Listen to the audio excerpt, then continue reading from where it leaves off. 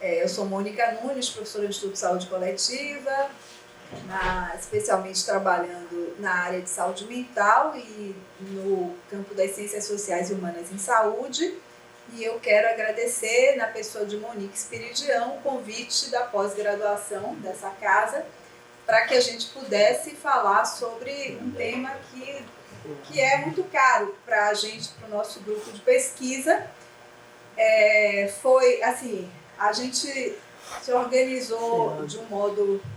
Essa semana foi uma semana de muitas emoções, né? Na segunda-feira tivemos a apresentação de um longa-metragem organizado pelo meu parceiro aqui, Talbert Igor. A gente vai ter a oportunidade um pouco de falar isso no cinema da UFBA, que foi lançado essa semana. Então, é uma semana que, coincidentemente, recebemos também o convite para estarmos aqui na sexta-feira.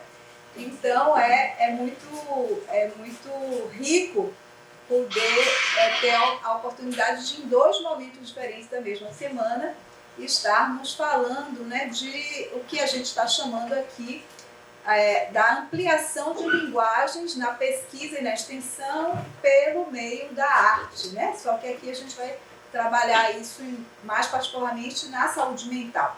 Então, assim, há um bom tempo, né, o nosso núcleo, que é o Núcleo de Estudos Interdisciplinares em Saúde Mental, já identifica, né, essa necessidade de, para além de realizar pesquisas, criar mecanismos, formas, né, mais extensas de comunicação da pesquisa.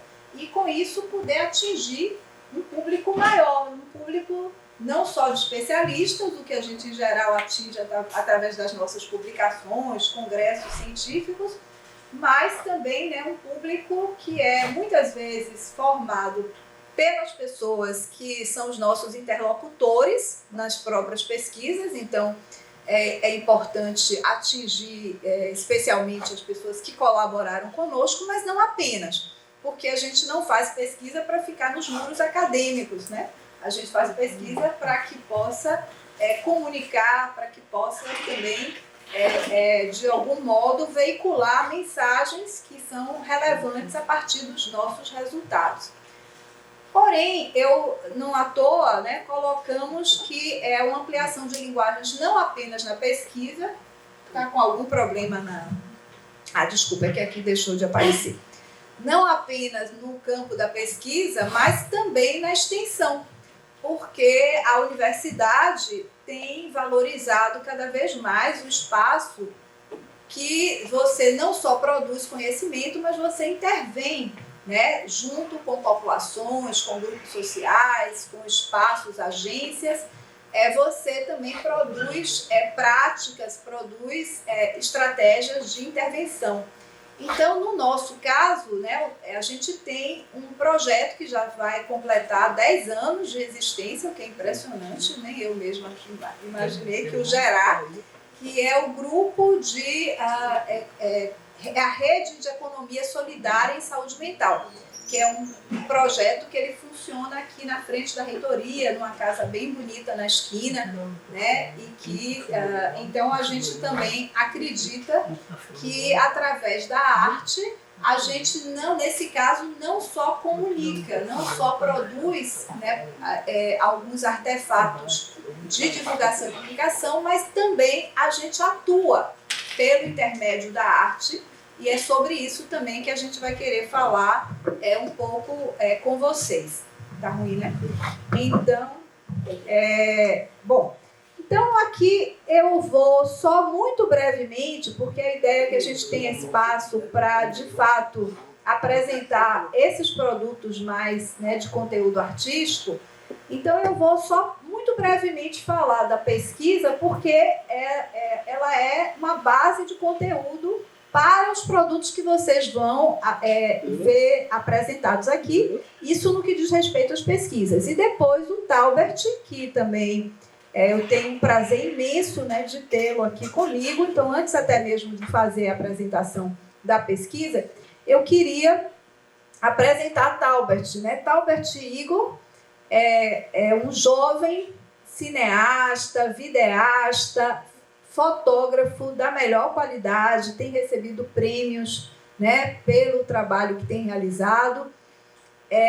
Fez recentemente, concluiu, ele fez o BI de Humanidades aqui na UFBA, de artes aqui na UFBA, mas foi fazer um mestrado na comunicação, justamente por trabalhar, não é, com todas essas linguagens visuais e artísticas. E conosco, ele chegou cedo, né, Talbert? Talbert era estudante ainda, e como a gente tinha o projeto Gerar de Economia Solidária, e no projeto Gerar, que é muito interdisciplinar, a gente atua não só com pessoas da área da saúde coletiva, mas também de fora. Então, a gente foi buscar lá nas Belas Artes, né, estudantes, fomos buscar também, né, no BI de artes, de humanidades, e em outros espaços, por conta mesmo da configuração do Gerar, que é um projeto de produção de renda, né, para pessoas em situação de sofrimento psíquico e de reinserção social. Então, tem essa ideia que e para isso a gente requer competências que de jeito nenhum a gente tem, né? Que é a competência de produzir mesmo material desde artesanato, mas a vocação do Gerar também é muito artística, porque começa numa parceria muito íntima com o grupo de teatros incênicos, que é um grupo de uma trupe de usuários da rede de saúde mental, né, que hoje é também um grupo já consolidado com a diretoria de Renata Berenstein. E o Talbert, então, veio conosco tanto para documentar o projeto, e aí é importante porque ao longo desses anos a gente tem uma documentação extensa, muito vasta, né, do nosso trabalho, mas não só para isso, ele veio para arregaçar as mangas, e é isso que ele vai falar, e fazer propostas, né, nessa perspectiva da arte ligada à saúde mental, que não é arte-terapia. Então é importante também a gente dizer isso.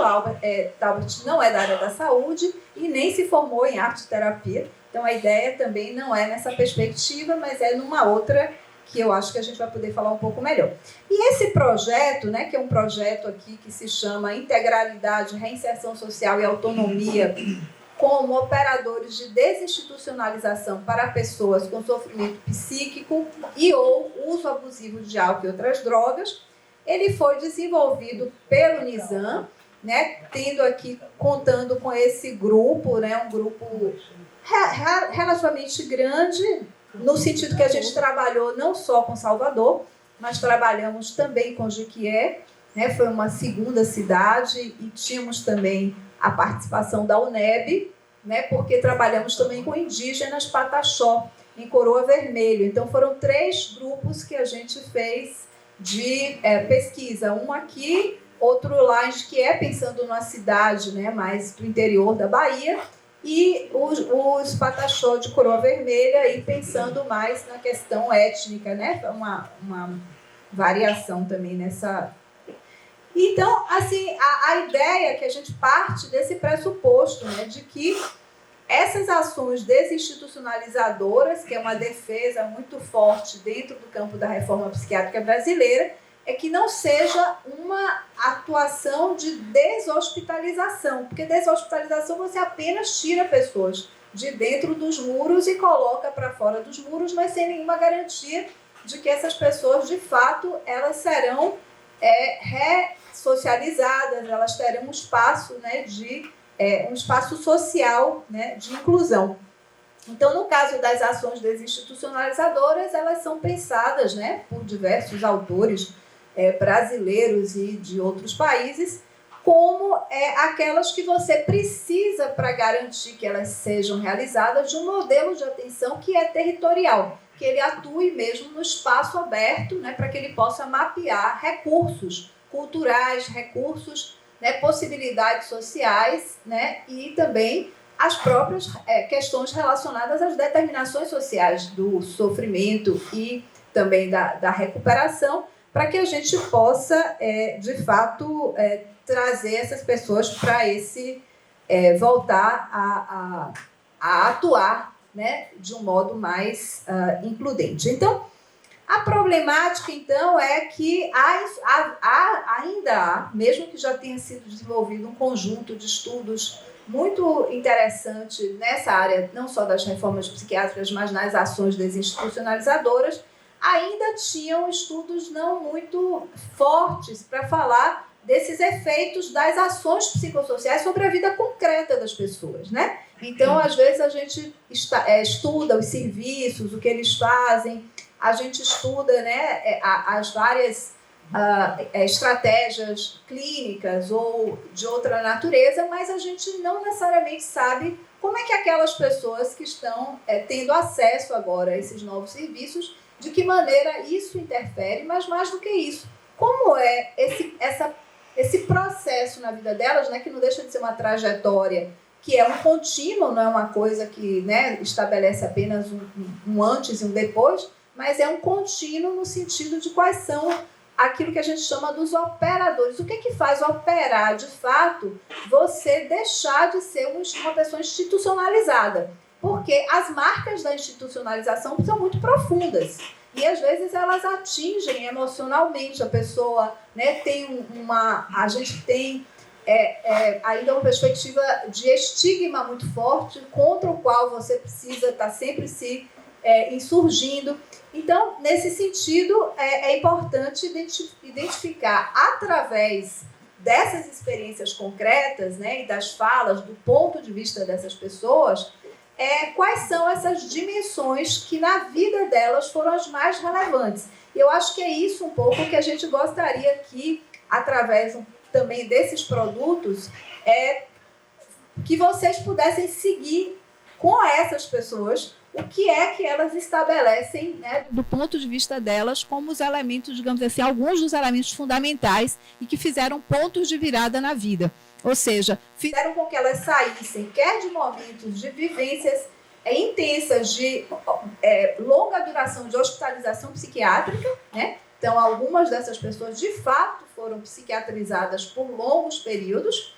Outras, talvez, não ficaram hospitalizadas, mas elas fizeram aquilo que a gente chama de porta giratória, que também é um fenômeno de manicomialização, que assim, a pessoa já não está mais ali presa dentro de um determinado espaço fechado, que pode ser tanto hospital psiquiátrico, pode ser uma comunidade terapêutica, mas ela está se reinternando com muita frequência, que também traz, né, prejuízos imensos para essa possibilidade, que é o que a gente quer, de construir laços fora do espaço manicomial, de construir formas de vida, né? Formas de atuar nesse outro lugar.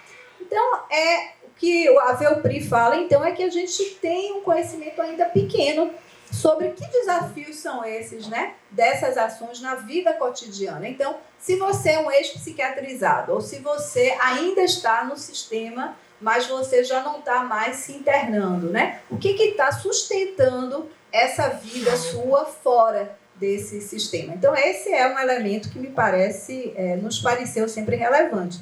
Então, essa pesquisa, ela partia do pressuposto de que é no território que os principais desafios da desinstitucionalização se manifestam, articulando aspectos ligados tanto a uma atenção psicossocial integral, que é uma coisa que a gente ainda não garantiu, só para vocês terem ideia, aqui na cidade de Salvador a gente tem o quê? 2 CAPs 3 apenas, que é CAPs que fazem hospitalização noturna, e assim mesmo ainda funcionam de forma precária. Então isso para a rede é muito insuficiente para garantir, né, que as pessoas se mantenham quando elas estão em crise e precisam desse tipo de hospitalidade.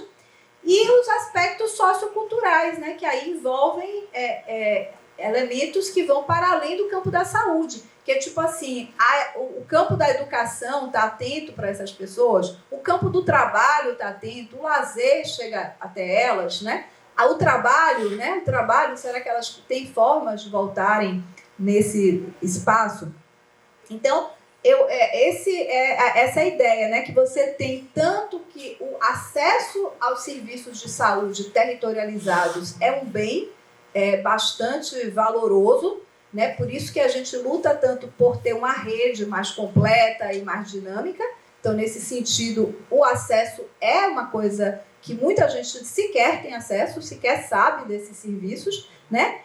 Com manejos terapêuticos mais emancipatórios, e aí a gente também tem um problema, porque a própria formação dos profissionais ainda deixa a desejar em vários espaços de formação, inclusive acadêmica, para como você trabalhar, né, com essa outra perspectiva.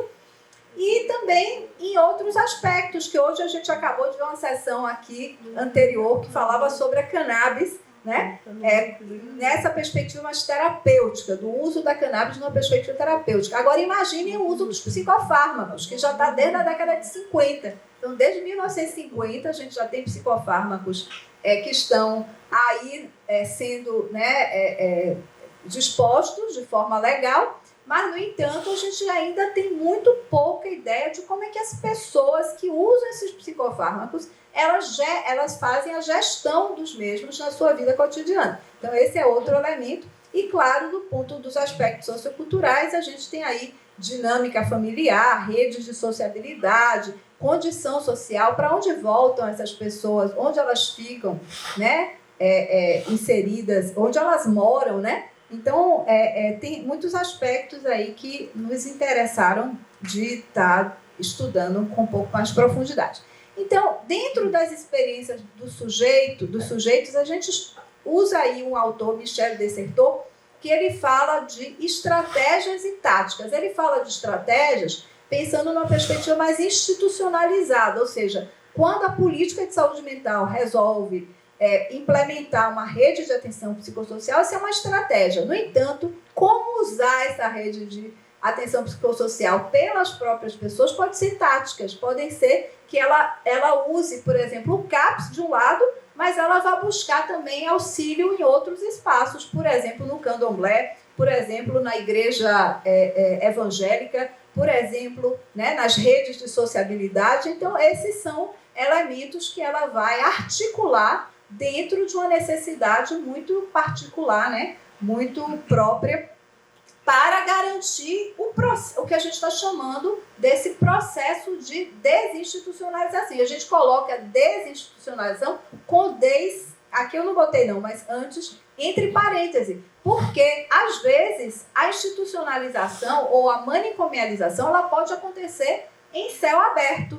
A gente pode achar que só porque a pessoa está fora do hospital, isso já é suficiente, e não é. Ela pode estar fora do hospital e apenas caminhando de casa para o serviço, de serviço para casa, da casa para o serviço, do serviço para casa, com uma rede restrita, com possibilidades mínimas de vida, né? E com uma falta de compreensão muito grande. Então, é aquele vizinho que não quer muito conversa, então ela acaba ficando isolada na casa, então não tem lazer, não tem convite para nenhuma festa. Então, é isso que ainda assim, né, esses desafios que não são pequenos. Então, no estudo, a gente foi justamente buscar esses processos, mas a gente trabalhou com alguns conceitos que nós desenvolvemos, porque é claro que isso é do ponto de vista mais heurístico, quer dizer, é mais pedagógico, porque os operadores dos quais eu vou brevemente falar, eles não atuam de forma isolada, né? Eles atuam de forma conectada, mas era importante a gente falar deles para que a gente melhor observasse as diferenças dos vários. Então, como operadores, a gente escolheu, né? Tem certamente outros além desses, mas a gente escolheu os operadores autonomia, integralidade e equidade social. Né? Então, para romper, a ideia é que para romper os muros, essa é uma fotografia que eu gosto muito, porque ela foi feita, Talbert, lá no Pelourinho, com Jaime Figura. Jaime Figura, eu não sei se vocês conheceram, ele faleceu há não muito tempo, mas era um artista local, né? Uma pessoa com muito talento e que, por alguns, era tido como um louco, né? Porque o Jaime ele atravessava as ruas de Salvador vestido, coberto completamente de objetos metálicos, roupa absolutamente, né, que ele confeccionava, porque, na verdade, o Jaime era um artista plástico, né, reconhecido, Então, mas é interessante essa coisa entre a loucura e a arte, né, talvez, que às vezes se confunde. E eu estava lá no Pelourinho, caminhando, por acaso, e daqui a pouco eu vejo aquela figura saindo da parede. Eu falei, pronto, é a minha imagem da ruptura dos muros, é minha foto, viu, talvez. Aqui eu estou do lado do fotógrafo. Então, mas tem uma anterior dessa, tem uma depois dessa. Tem essa ele saindo e depois ele já do lado. Então é muito significativa. Então é isso, né, gente? Eu não vou passar muito tempo com isso, não, porque eu vou só falar disso porque eu quero que a gente ganhe mais tempo para tratar do tema que a gente escolheu para aqui. Mas é só para dizer que os 3 operadores, então, tinha a ver com a equidade social, porque sabemos das íntimas e perversas relações entre desigualdade social, condições de vida e saúde mental. Então, muitas vezes, aquilo que a gente está falando, chamando de sofrimento psíquico, é um sofrimento social profundo, né? Por falta de oportunidade, falta de acesso, dificuldades, né, de você realizar coisas na vida.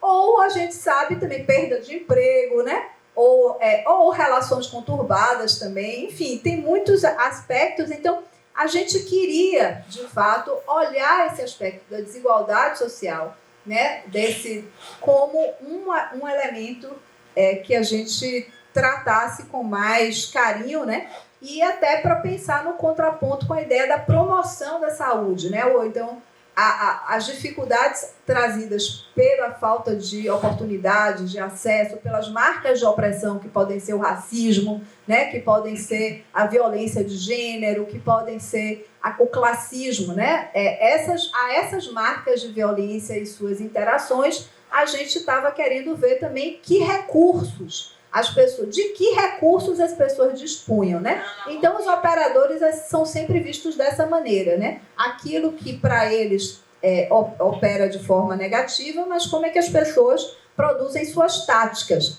Então, a mesma coisa para esse outro, que era para pensar um pouco autonomia, cidadania e empowerment, ou empoderamento, que é aí que a militância, por exemplo, entra como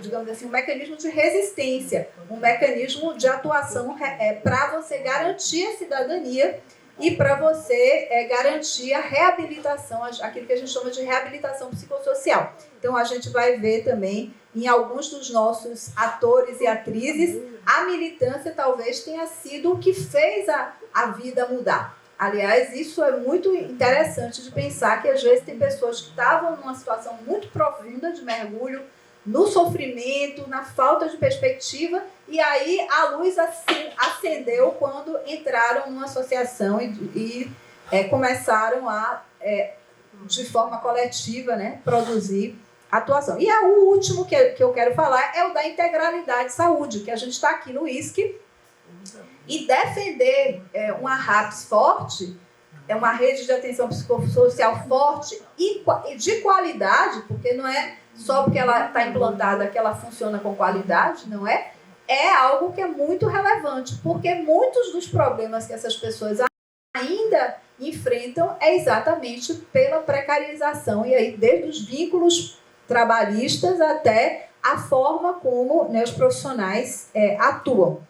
Então, também pensamos que existem transversalidades, né? Ou seja, esses operadores eles não atuam, né, de forma isolada, né? Então tem uma forma também sinérgica e tem vários elementos que precisam ser observados, inclusive a própria experiência de alteridade. Então, quem é da área da saúde mental valoriza muito a forma como se enxerga o outro e sua diferença, né? Essa diferença ela é só meramente tolerada? Será que é só tolerar? Ou você tem uma forma de ir além e ter um valor positivo enquanto diferença sendo igual à riqueza, né?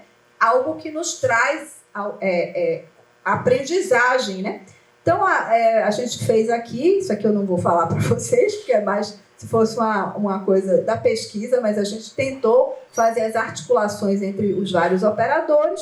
E só para rapidinho dizer que a estratégia metodológica da gente foi um estudo etnográfico, mas era um estudo etnográfico um pouco diferente, que ao invés da gente mergulhar nos territórios no sentido de aprofundar o conhecimento dos territórios, a gente aprofundou o segmento de determinados interlocutoras, no sentido de fazer com que eles nos dessem quais eram os caminhos que a gente poderia ou não percorrer a partir de pessoas que fossem significativas nas suas vidas, espaços de atuação ou, ao contrário, espaços onde eles eram barrados. E por que eram barrados? Então, a etnografia é uma etnografia que segue os passos dessas pessoas na medida em que elas próprias nos facultam essa possibilidade, né? Mas era importante que os casos tivessem sido escolhidos a partir de pessoas que já tivessem vivido ao menos uma hospitalização psiquiátrica, né? Ou no hospital de custódia, que ainda está aberto, né? O HCT, ou em comunidade terapêutica, e que essa internação tivesse sido bastante importante, né? Então, a gente pensava assim, uma média de ter ficado 6 meses internado, que agora já nem é mais, não é mais possível, nas comunidades terapêuticas ainda se mantém essa coisa. Então, é mais ou menos isso, gente, e só para colocar, que é o último slide que eu vou passar para a Talbert, essa etnografia que a gente chama é etnografia do cotidiano dos casos escolhidos. Então, nessa etnografia, a gente ia circulando nesses espaços de vida cotidiana, mas também muito atento para esse mundo da militância e do apoio social, da rede de apoio social, o mundo do trabalho, né, do lazer e das artes, que é outro elemento importante, e o mundo da família, dos afetos, do cuidado, mas também da religiosidade. Então, são elementos que foram priorizados na nossa observação e, claro, a gente ficou aberto para que outros elementos eram trazidos a partir da proposta dessas pessoas, porque a gente não vai com nenhum... A estratégia metodológica nas ciências sociais, ela não pode ser fechada. Ela tem que ser aberta para descoberta. O que o outro está trazendo que a gente não pensou, né, antes? Então, esse também é um elemento importante. Então, eu vou passar para a Talbert. Não, é só aqui, Talbert, porque esse foi o slide, gente. Só esse slide é interessante, que é a ponte. Gente, a ponte eu tenho que fazer. A ponte, porque eu ampliando linguagens. Porque a gente já vem aqui, não é só nosso grupo, mas é uma coisa nacional e até internacional. Mas eu queria chamar a atenção para a Brasco. Quando eu participei, né, da organização do Congresso de Ciências Sociais e Humanas da Brasco, lá em Cuiabá, não foi esse último, o ano passado não, lá em Cuiabá, eu acho que em 2018, se eu não me recordo bem, a gente já criou um GT que o nome era Ampliando Linguagens. E esse GT era justamente para valorizar no nosso campo da saúde coletiva, né, ao que a gente chama aqui a praxe em saúde coletiva, que se formule e se expresse em linguagens artísticas menos convencionais no nosso campo científico e acadêmico, que aqui não é só no ISC, mas em vários campos acadêmicos, né? Busca ampliar a capacidade comunicativa e atingir as pessoas através do envolvimento de múltiplos sentidos na apreensão e na leitura do mundo e do outro, propondo experiências de desestabilização de visões preconcebidas, desafiando produções normativas estanques e propondo análises críticas com eficácia poética. Isso eu não falei com você não, mas você gostou. Veja bem, que ele gosta de uma linguagem poética, Talbert. Aqui temas como desigualdades, injustiças, racismos, formas de controle, dominação e outros, mas também os mais positivos, né? Avanços democráticos, boas práticas de saúde, construções do bem comum e formas de resistência e esperança ganham espaço pelo intermédio lá de performances, vídeos, teatro, música, arte visual e literatura. Aqui vai ser pelos vídeos, né? Pela produção audiovisual e pelas produções que vocês vão ver aqui também, que a gente fez nos nossos livrinhos, né? Outras palavras para traduzir o mundo em desalinho, as perplexidades, o chacoalhar das utopias. Olha só. Outras palavras em ato, delineando caminhos ou atalhos possíveis na direção de mudanças. Porque o que nos interessa são mudanças, né? Então, a gente não está aqui para apenas os nossos belos olhos, né? Então, Talbert, deixa eu passar para você, já agradecendo. Por favor, assim, vamos lá. Vamos tirar esse e passar ao próximo.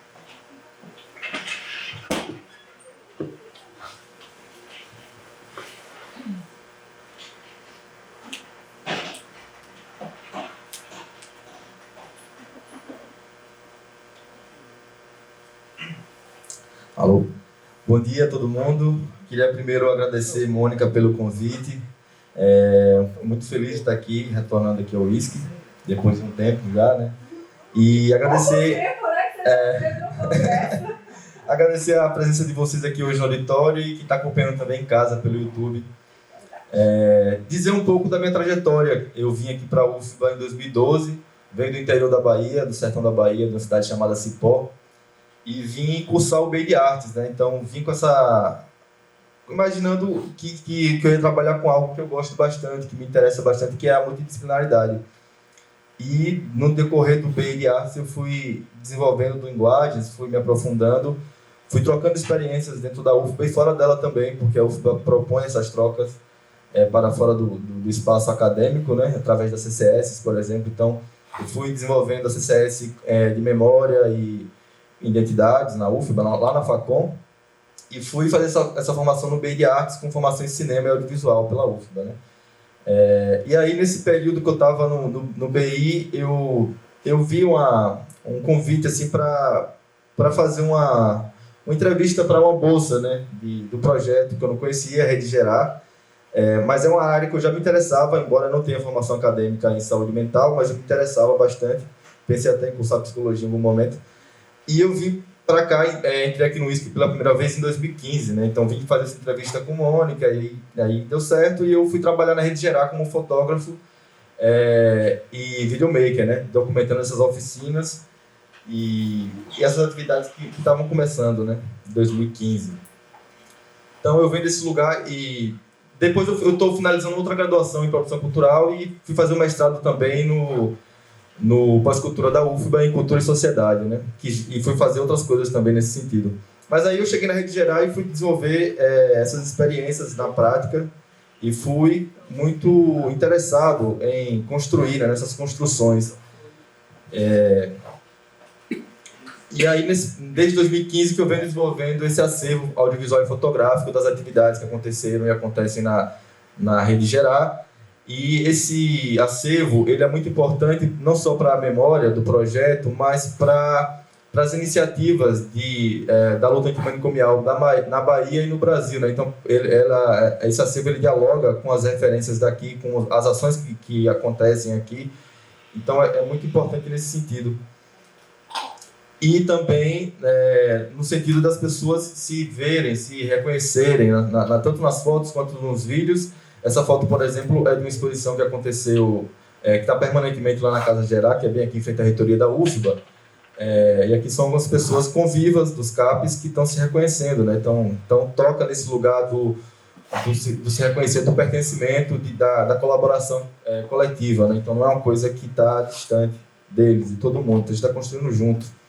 Então, estou passando aqui rapidamente de algumas das experiências que o Gerar foi produzindo com o tempo. Então, tivemos oficinas de teatro, aí foram produzidos vídeos e fotografias dessas experiências, né? Que são experiências em economia solidária e saúde mental. Então, são experiências também artísticas. Tivemos de moda, de confecção de roupa e de desfile, que aconteceu na Biblioteca Central da UFBA, que são algumas fotografias. E aí, nesse período de 2015 a 2018, a Rede Gerar não tinha uma casa ainda, não tinha um espaço físico. Então, em 2018, conseguimos, depois de muita luta, né, essa sede que funciona aqui em frente à reitoria.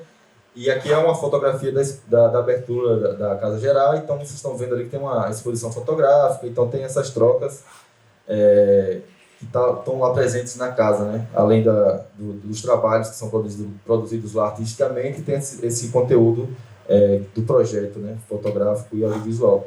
E aí, com a abertura da casa, as oficinas que eram pontuais antes, que aconteciam pontualmente, porque a gente dependia de parcerias com outros espaços, para poder ter esse lugar de construção, a gente começou a ter um lugar fixo, né? Então, as oficinas começaram a acontecer fixamente, semanalmente. Então, eram turmas fixas, né? Então, aqui, por exemplo, eu trouxe essas fotografias da oficina de pintura de 2019 com a mediação de Ana Pedrosa. E aí, durante a pandemia, a Rede Gerar também foi afetada por isso, né? Então, passa um tempo reclusa e depois a gente voltou com oficinas online, né? Então, formação online e capacitação para os convivas para para ter os contatos com o celular, com a internet e também formação de diversas oficinas, como a oficina de mosaico, a oficina de costura. Então, dentro da Casa Geral aconteciam várias oficinas. Então, aqui esses exemplos que eu trouxe são fotografias da oficina online, né, da pandemia. E aí, essas produções, tanto de vídeo quanto de fotografias, elas circulam nas redes sociais do projeto, né? Então, no YouTube, no Facebook, no Instagram, vocês podem acompanhar por lá, depois Rede Geral de Economia Solidária em Saúde Mental. Então, eu estou fazendo um pequeno resumo desse momento da Rede Geral para chegar na oficina Filme de Doido, que foi uma experiência que eu concebi na Casa Geral em 2019. É uma experiência que eu trouxe de uma CCS que eu participava na FACOM, na Faculdade de Comunicação da UFBA, Memórias e Identidades, que realizávamos oficinas e formação de audiovisual para professores e alunos da rede pública pela Bahia. Então, fazíamos formações nos territórios, tocando em memórias, tocando na pertença das pessoas nessas cidades, nesses territórios da Bahia, né? Então, eu já estava trabalhando com cinema e fotografia já há um tempo, já desenvolvendo projetos pessoais e na UFBA também, e surgiu o convite por parte de Mônica de elaborar algo nesse sentido na Casa Geral, né? Então, foi um desafio para mim. Aí eu trouxe essa experiência da CCS, que acontecia, que ainda acontece na FACOM, mas na época era com o professor Beto Severino e Leonardo Reis, e essa formação que eu tive muito rica na prática, né, dessas trocas, eu e com outras influências, eu fui elaborando, pensando o que é que eu poderia fazer. Então, eu propus de realizar uma oficina chamada Oficina Filme de Doido, onde abordamos a fotografia e o cinema audiovisual como linguagem de formação e de criação, né? Então, essa é a logo da nossa oficina, né? Aí o Galber Rocha com o terceiro olho. Então, foi um desafio enorme, porque as pessoas que se matriculavam na oficina, elas não tinham formação de celular, por exemplo. Elas não sabiam mexer em celular, elas tinham dificuldade com o meio digital, né? Então, e primeiro estava uma coisa distante, porque as pessoas se interessavam, mas também teve uma dificuldade de elas imaginarem que seria essa oficina, né? Então, mas aos poucos, com as divulgações e as trocas, as pessoas foram chegando e foram se inscrevendo. Então, os primeiros contatos, eu prezo muito pela prática, então a gente foi fazendo muito na prática, elas pegando os equipamentos, se apoderando dos equipamentos, a gente reunia em círculo e trocava essas informações a partir das experiências delas e do que eu tinha de experiência também. Então, eu propus essas trocas de uma maneira muito transversal, que eu imagino, para além da uma horizontalidade, mas agregando diversas narrativas, né? Então, elas foram se apoderando desses equipamentos, a gente tinha uma formação técnica e na prática, muito prática também. Então, e eram pessoas de diversos lugares, diversos CAPs, diversas regiões de Salvador, diversas idades. Então, era muito misturado, né? Então, foi um desafio também nesse sentido. Mas as pessoas compraram a ideia e toparam, né? Então, aqui são algumas fotografias também dos nossos encontros, eram semanalmente, eram às sextas-feiras à tarde. Então, também que é isso, porque era uma vez por semana. Então, tinha toda a dificuldade de uma vez por semana da oficina acontecer, porque as pessoas tinham dificuldade de lidar com o meio tecnológico digital, e era um processo demorado nesse sentido. Mas como elas se interessaram bastante em comprar a nossa ideia, elas começaram a ir cada vez mais rápido no aprendizado, nas trocas, no que a gente estava construindo ali, né? Então, a gente foi produzindo aos poucos e praticando. Eles começaram a perceber como é que eles poderiam se apoderar dessas linguagens, né, do audiovisual, da fotografia, do cinema, e eles começaram a produzir conteúdos, né? Esses conteúdos foram disponibilizados no YouTube, no Instagram. Então, eles fizeram vídeos dialogando sobre as vivências deles, sobre as narrativas deles, sobre vídeos também políticos, no sentido de falando do que é o CAPES, pela experiência deles, né, na prática e tudo mais. Então, foi muito importante nesse sentido. Aqui são outras fotografias desses momentos, né? Então, e aí, a partir do momento que a gente começou a construir coisas, a praticando coisas, eles foram se apoderando cada vez mais desses equipamentos tecnológicos, que eles estavam praticando mesmo, assim, tanto o vídeo quanto a fotografia, e estavam entendendo e começando a construir linguagens próprias, né? Então cada um estava com um projeto já, desenvolvendo projetos, e eles começaram a se reconhecer enquanto realizadores, né? Então a gente projetava o que a gente fazia, a gente discutia sempre, então a gente estava sempre construindo e dialogando o tempo todo, né? E aí, a partir desse reconhecimento, a gente começou a ter uma formação de um grupo de trabalho, né? Então, Essa fotografia, por exemplo, é de um documentário que a gente fez, um curta-metragem colaborativo, que eu vou passar o teaser dele a 1 minuto. E aqui é uma entrevista, por exemplo. Eles mesmos estão realizando a entrevista, captando, e foi uma construção coletiva o tempo todo, nesse sentido. E aí chegamos em alguns desdobramentos dessa oficina Filme de Doido, né? Que é esse filme, O Que Não Tem Par, Não Tem Casa, que é um curta-metragem colaborativo de 9 minutos. Então, a ideia desse filme é que cada um trouxesse um objeto de casa que lhe agregasse muito valor sentimental, memória, afeto. E eles começaram a falar desses objetos e falam da sua experiência também, com a situação de adoecimento mental. Então, esse filme fala disso, né? Eles só não fizeram nesse filme a direção, a edição, porque era mais complexa no programa de edição, mas eles filmaram, captaram, roteirizaram, dirigiram, foi tudo coletivo. E aí, vou passar só o teaser rapidamente. Obrigado.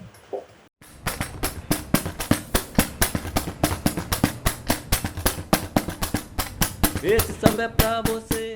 Por vezes, minha loucura vai vir sem ordem, como as plagas do mar das águas do além. Ele que está sempre me dando força, ele faz parte da minha rede de apoio. E esse instrumento foi ele que fez, ele junto com o mestre dele de capoeira. Eu sou Rosângela, vim do CAPS Rosa Garcia. Trouxe aqui o material, uma foto minha com meu filho. Tem uma sandalinha que representa quando ele calçava e um anel que ele me deu Dia das Mães. Eu acredito que é a identificação da obediência, porque pretos e pretas velhas, né, são os orixás. Almir, o autor Almir, que botou o título da minha fotografia, deixa o prego que o martelo chama. Então esse filme ele foi comercializado em mídia física, né? Conseguimos produzir várias cópias. Ele foi comercializado na Casa Geral, na loja que a gente tem lá, e também nos CAPs, no boca a boca, eles saíram vendendo nas ruas também nos CAPs, e a renda que a gente conseguiu, ela foi distribuída por todo mundo que participou da oficina, né? Então foi muito importante, porque eles começaram cada vez mais a se reconhecerem, né, como realizadores e criadores e artistas, né? E aqui são algumas fotos da época que a gente comercializou o filme lá na Casa Geral. Então, as mídias físicas. E esse filme está disponível no YouTube também, se vocês procurarem pelo título dele, que Não Tem Par, Não Tem Casa, Rede Geral, vocês vão achar lá no YouTube. E aí, essa foi a primeira experiência. Então, eles já estavam começando a ficar cada vez mais afinados, né, com a criação, se empoderando cada vez mais dos equipamentos, né? Então, chegamos na ideia de fazer um livro-objeto, um fotolivro de fotografias, né? Esse livro, Quando Falo e Ouço as Minhas Vozes, que é um título tirado de um poema da Estrela do Patrocínio. Essa fotografia da capa é do seu Almir. Então, a ideia desse filme foi o seguinte: a gente conversando, o que a gente poderia fazer. O Givaldo, que é esse rapaz da foto, ele é poeta também, ele estuda aqui em teatro na UFBA, e surgiu a ideia de que eles pudessem falar da sua própria experiência do adoecimento mental, da sua própria loucura, né? Então, o Givaldo tem esse poema chamado Minha Loucura, que é o poema que guia o livro. Então, ele está dentro do livro, e a ideia é que cada um deles da oficina, eles dialogassem com esse poema, com sua própria loucura, através de fotografias. Então, eles fizeram a direção, as fotografias, e foi toda uma construção coletiva nesse sentido. Esse livro, eles só não fizeram a diagramação e a edição das fotografias, que foi eu que fiz, mas todo o resto do trabalho é deles, né? Então, essa fotografia da capa do livro, aqui são duas páginas do livro, né, que é um trecho desse poema do Givaldo, que fala que minha loucura vem de dentro do silêncio do eu, que às vezes fala, às vezes grita, às vezes quer viver e por outras 1000 vezes quer morrer. E essa sequência de fotografias é do Luiz Marinho. São fotografias bem bonitas, assim. Esse que é o Luiz Marinho, que está na foto aí, que é essa fotografia do Samuel. E aqui é outro trecho desse poema que está no livro, né? Minha loucura vem da certeza do ronco da fome que incomoda a barriga de algum louco na rua da amargura. Minha loucura vem de asas de borboletas de 1000 cores que pousam em flores de infinitas formas e olores. Então, eles utilizaram, então foi um processo criativo muito interessante, assim, a gente produziu isso de uma maneira muito massa, assim, de se fazer. Eles estavam bem engajados nessa construção. Então, são outras fotografias deles, assim, fotografias do Givaldo, fotografias de Rosângela ali também. Essa fotografia de Rosângela, esse é o seu Almir, esse senhor com a barba maior, ele faleceu esse ano, infelizmente, e a fotografia de capa é dele. Ele nunca tinha fotografado. Então, essas pessoas que participavam dessa oficina, elas não tinham experiência com audiovisual nem com fotografia, por exemplo. E ele nunca tinha fotografado, e ele pegou na câmera, ele entendeu a lógica, ele foi se apoderando daquela linguagem ali fotográfica, e ele começou a produzir, ele fez aquela fotografia incrível da capa, que eu gosto bastante. Essa fotografia também, essa fotografia do Luiz. E aqui outro trecho desse poema, né? Minha loucura é como um pôr do sol que insiste em se repetir e ser único a cada dia. E aqui são duas fotografias de um dos processos de criação da oficina, né? Então, vocês podem perceber que é bem prática e bem poética. Então, a gente usou bastante a criatividade e a busca por uma poética, né? E do experimento também, né? E aí, uma outra coisa que surgiu a partir dessa oficina Filme de Doido foi um cineclube. E nas reuniões que a gente estava construindo ali, surgiu a ideia de a gente fazer um cineclube chamado, que foi um título também coletivo, eu não lembro quem exatamente, mas a gente foi puxando uma ideia de título e saiu esse título, Cutuca Cuca. E aqui são 2 cards de divulgação para 2 filmes que exibimos lá, é uma vez por mês que acontecia, Narradores de Javé e Estamira, né? Então, no mesmo espaço da oficina a gente fazia essas exibições, tinha uma discussão do filme depois, e as sessões eram bem cheias também. Aí lá na Casa Geral mesmo a gente fazia pipoca, fazia suco, então era todo mundo junto ali, construindo junto, né, em todos os sentidos. Tem uma cozinha na Casa Geral, né? São várias salas que acontecem várias atividades, né? E aí, outro desdobramento dessa oficina é que Fabrício Carvalho, que aparece com o seu Almir ali, naquela fotografia que estão os dois aqui, passou agorinha, ele teve essa formação na oficina e ele, quando a pandemia começou, que a gente começou a produzir esses conteúdos online, né, para a formação das oficinas de Gerá, como ele já tinha essa formação na oficina Filme de Doido, ele virou técnico de som, ele foi contratado como técnico de som na Casa Gerá, né? Então, isso é um desdobramento muito interessante também dessa oficina. E o Fabrício, no começo da oficina, ele tinha dificuldade, porque ele não consegue ler e consegue só escrever o nome dele, né? Então ele estava com receio de participar da oficina, porque são equipamentos técnicos que você tem que ler coisas, e esse aparelho de som, por exemplo, ele é em inglês, então ele não está em português, não tem como configurar em português. E mesmo assim, ele estava com receio, mas ele se empenhou e ele consegue gravar um aparelho em inglês super complexo de som, e ele consegue fazer isso sozinho, por exemplo. Então ele tem essa formação e ele foi contratado como técnico de som nesse momento. E aí, essa oficina Filme de Doido aconteceu em um semestre, em 2019, no segundo semestre, e eu estava já elaborando essas experiências lá, mas antes disso eu também estava, ao mesmo tempo, elaborando experiências com o Nizam, aqui do ISC, né, a convite de Mônica também.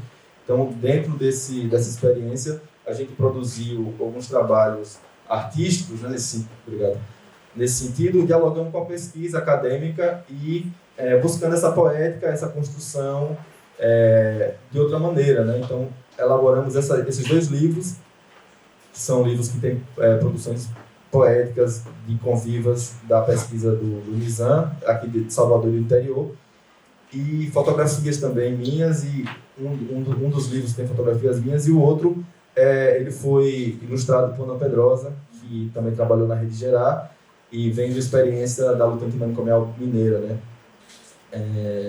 E aí a gente diagramou esses livros e tal. Esse livro do Filme de Doido, Quando Falham Essas Minhas Vozes, ele foi distribuído também para os CAPs, ele circulou por outros estados, foi vendido também e teve renda também para as pessoas que participaram dessa produção. E aí eu vou passar aqui para a Mônica para ela falar um pouco sobre o Nizam, né? Não sei se você mostra, mas a ideia era como traduzir resultados de pesquisa esse, na verdade, o livro que a gente chama livro cult, que aparece aqui primeiro, quem me dera agora que minhas palavras se escrevessem, esse título é tirado de uma poesia de uma das nossas interlocutoras, que hoje a gente não vai ver o filme sobre ela, porque a gente não tem tempo de mostrar todos os vídeos. Mas é uma senhora do interior da Bahia, Dona Zói, de São Gonçalo dos Campos, uma pessoa assim, que ela é incrível. Ela tem um livrinho de poesias, né, Talbert? Foi durante a pesquisa a gente descobriu. E, além disso, é uma mulher negra, linda, que faz acarajé, que hoje está ligada ao candomblé, mas que já teve suas agruras no passado muito pesadas. Assim, foi uma pessoa hospitalizada, sofreu violência, né, institucional, viveu dificuldades com a própria família, dificuldades dentro da cidade dela, né, foi estigmatizada. E que hoje está num outro patamar, num outro lugar, mas assim, a gente não trouxe. E que Clarice Portugal, que foi uma orientanda de doutorado, que escreveu a tese, e Clarice teve um contato mais aprofundado com ela, e na tese de Clarice, em alguns artigos que a gente publicou, tem extratos, tem uma parte mais desenvolvida da história dela. Mas essa ideia do livro cult, que a gente pensou em 2 formatos, né? Um livro que fosse produzido por nós a partir dos resultados e das próprias falas, das narrativas das pessoas que a gente trabalhou. Então, esse é o outro que eu vou mostrar em seguida. E esse daqui é só um livro que só tem poesias e as fotografias de Talbert. Então, a gente foi identificar, porque, claro, né, não é todo mundo que é também poeta. Então, a gente foi ver dos nossos interlocutores e interlocutoras quem era poeta ou poetisa e que estava disposto, né, a oferecer esses poemas, alguns deles. Mas a ideia também é que cada livrinho desses, para além de veicular poesias, também trouxesse temáticas que são relevantes no campo da saúde mental, nesse campo que pensa a reforma psiquiátrica. Então, se vocês observarem, nos 2, tem momentos onde a gente trata essas temáticas com verbetes, para que o grande público entenda o que é aquilo, né? Quando você fala de desinstitucionalização, esse palavrão, um monte de milhares de brasileiros e brasileiras não vão saber do que se trata. Então, cabia a gente também fazer os verbetes. Então, o nosso grupo de pesquisa se reunia para ver quem vai escrever qual verbete em uma linguagem de fácil acesso, não podia ser uma linguagem científica, e, ao mesmo tempo, como é que a gente vai ilustrar aquilo, seja com poesia, seja com fotografia. E Talbert tinha que ver as poesias e pensar que fotografia que podia, né, dialogar. Então, é por isso que a gente fala, né? Na verdade, não é só ampliando linguagem, mas é interlinguagens, né? A gente aqui gosta do interdisciplinar, né? A gente trabalhou no interdisciplinar e no interlinguagens. Então, aí, eu não sei se a gente consegue, né? São poesias de Dona Zoe, que é essa senhora que o Mônica estava falando agora, e são fotografias minhas e poesias dela, né, que dialogam as duas. Então, esse livro que me deram agora, que minhas palavras se escrevessem. Quer que eu leia? Você consegue? Quer que eu leia? Aqui. Pode ser. Porque eu estou mais perto. Quando quiser, pois aconchego, siga em frente, estrada reta, evite sempre ladeira para subir. Poderá encontrar cansaço, discriminação ou pouca atenção. Obrigado, Deus, por esta luz. E a outra ele disse para mim que o tempo e o vento são 2 pessoas. Disse-me que o tempo não tem casa e o vento não tem coroa. Disse que a coroa do tempo é a natureza e a coroa do vento derruba a grandeza. E eu acho que as fotografias você pode comentar, mas eu vejo que vocês não vão ver o vídeo, mas isso tem muito a ver com o lugar onde ela também está, né? Eu acho que essa conexão, Dona Zói, de todo mundo que eu acho que a gente pôde acompanhar, é aquela pessoa que tem uma conexão mais direta com a natureza, desde a casa onde ela mora, é uma casa, inclusive, que no ladinho tem uma casa de santo, ela é de Obaluayê, né? O santo dela de cabeça é Obaluayê, e o Oxum, ela diz que o segundo está em guerra lá pela cabeça dela, mas e ela tem, a gente vê esses elementos muito fortes da natureza numa extensão muito próxima com o próprio corpo, com a própria forma dela estar, se movimentar. E ela, assim, é verdade que atualmente isso faz parte de, como a gente chamaria aqui, do bem viver dela. Eu acho que Dona Zóia é alguém que traduz um bem viver, né? Ela fala desse agenciamento, né? Através do CAPS e do candomblé, e do autocuidado, né? Que ela consegue hoje viver a vida dela tranquilamente, e se ela precisar de algum momento tomar uma medicação, ela já sabe o momento que ela toma ou deixa de tomar. Então, esse filme chamado Dona Zoe, que é um dos filmes que a gente vai mostrar daqui a pouco, uma foto dele, fala sobre essas experienciações dela, e também através da literatura, da arte, né? Que ela escreve, ela é poeta. E aqui é o outro livro, que é esse foi a partir de... O título, vocês estão vendo que tem a ver com a música de Gonzaguinha, né? Que é E a Vida, o que é, diga lá, meu irmão, experiências de desinstitucionalização, porque exatamente a gente queria que essas pessoas pudessem nos contar sobre suas vidas. Então, que vida, o que é que vocês têm a nos contar, né, a partir delas? E aqui são os desenhos todos de Ana Pedrosa, e foi um trabalhão, porque era Ana Pedrosa trazendo os esboços e a gente dizendo, tá bom não, isso aqui não tá bom não. Vamos embora ver, como é que fica mais justo, como é que se aproxima mais. Aí ela lia as narrativas, a gente escolhia, né, porque tem milhares de narrativas, mas tinha que escolher algumas. Então a gente escolhia Ana Pedrosa traduzir desenho. E também nos textos, né? Ela criando os textos também junto do livro. Ainda tinha isso, porque não eram só as narrativas, tinha que tecer, né? Escrever algo que ligasse essas narrativas. E também a gente fez uma coisa muito bacana, não sei se aqui você botou a foto, mas quem tiver vir o livro, a gente aí fez biografias. Não tem não, mas tem um livro. Que são, vocês vão olhar que está circulando, biografias do que a gente chama das grandes personagens reformistas, né, da reforma psiquiátrica brasileira. Então tem Paulo Amarante, brasileira e não brasileira. Então a gente tem Basália, tem várias pessoas importantes que estão retratando. Ana Pita está retratada lá, então é muito, muito legal. Eita, aqui não precisa ler não, só para localizar mesmo, porque aqui é internamente desse livro, né? Desse livro que passou agora. Mas é legal isso aqui, porque aqui é justamente ela contando a história, que é uma pessoa que conta da história dela de uma depressão pós-parto, né? Então aqui toda a parte é isso que estava falando, né? Desses textos e tal. E aí, além desses livros, esses 2 livros que eles circularam, estão circulando ainda, não só aqui em Salvador, mas também pelo Brasil, a Mônica sempre leva e está fazendo eles circular. A gente também produziu no Nizam alguns curtas-metragens, né? No total 5 curtas. O Mônica me convidou, então a gente fez essas produções desses livros e eu dirigi esses 5 curtas-metragens. Então a gente, na pesquisa, aqui no ISC, a gente, nas reuniões, elaborando os roteiros e a ideia do que seria. Então a ideia é que cada filme desse ele tivesse uma linguagem própria, né? Uma linguagem cinematográfica própria. Então um filme ele foi feito em stop motion, outro é uma animação, outro é um documentário mais clássico, outro é uma experimentação mais visual. E esse filme, por exemplo, passou agora no congresso da UFBA, a gente exibiu ele lá, não foi, Mônica? Congresso do ISC. Do ISC, desculpa.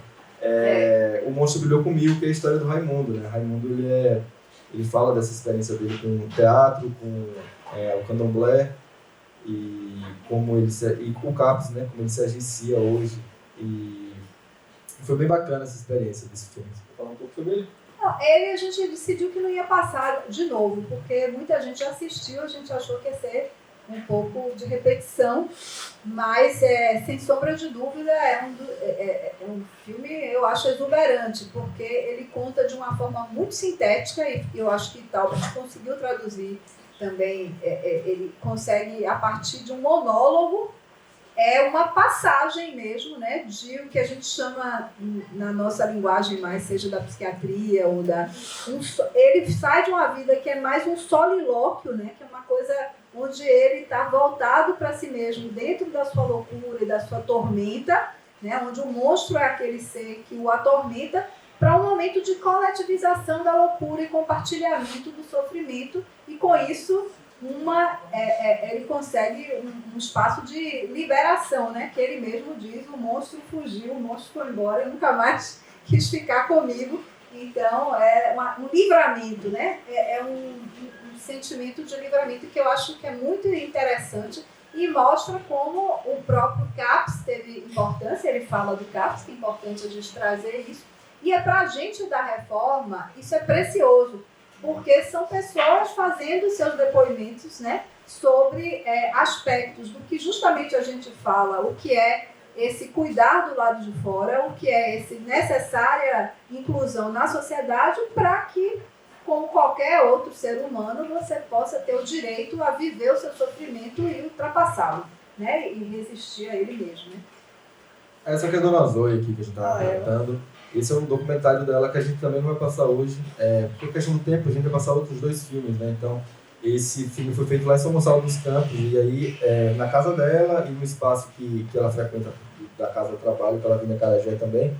Então, fala dessas poesias dela, da trajetória de vida dela, né? E como ela fala bastante sobre como a arte, o candomblé e esse autocuidado ela tem hoje, né? E como isso fortaleceu ela e ela vive uma vida muito melhor. A arte, no caso dela, são as poesias, né? As poesias que ela dela. tem um caderninho de poesias escrito à mão de muito, muito tempo, né? Uma preciosidade para isso.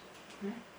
Esse é um outro curta que a gente vai assistir hoje, sobre a história de Reina Almeida, que é bastante conhecida aqui em Salvador e na Bahia, no Brasil, como uma referência na luta antimanicomial. Esse filme chama Eu Sou Aquela Planta Seca, mas que está viva. Ela faz um filme de acho que 9 minutos, ou 5 minutos, não lembro agora. E ela fala sobre essa trajetória dela, né? Na luta antimanicomial e um pouco da trajetória de vida dela. Esse outro curta é o Senhor Bahia, que esse que é o de animação, né? Fala também de uma personagem daqui de Salvador, um pouco da trajetória dela, na questão da saúde mental, situação de sofrimento mental, né? E esse é outro curta que a gente vai ver hoje, que é um curta de 15 minutos, que foi feito lá em Jequié, é uma dessas parcerias que a Mônica estava falando. Você quer falar um pouco sobre ele? É o último slide. Eu acho que a gente podia passar, talvez, Paula, te ver. Não, esse é importante, não, falar bem brevemente. Essa é uma pessoa, é uma poetisa, né? O Vaneide, ela se reconhece a partir desse lugar de poetisa. Também de uma pessoa que tem uma relação muito grande com... Ela se chama de uma sonhadora, né?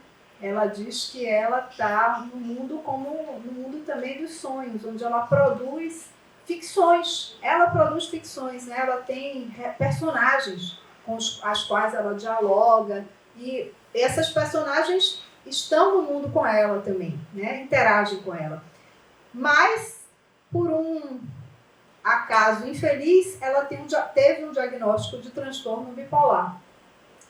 E esse diagnóstico foi também, se colocou na vida dela como um forte determinante para ela ter sido internada várias vezes, lá na cidade de Jequié.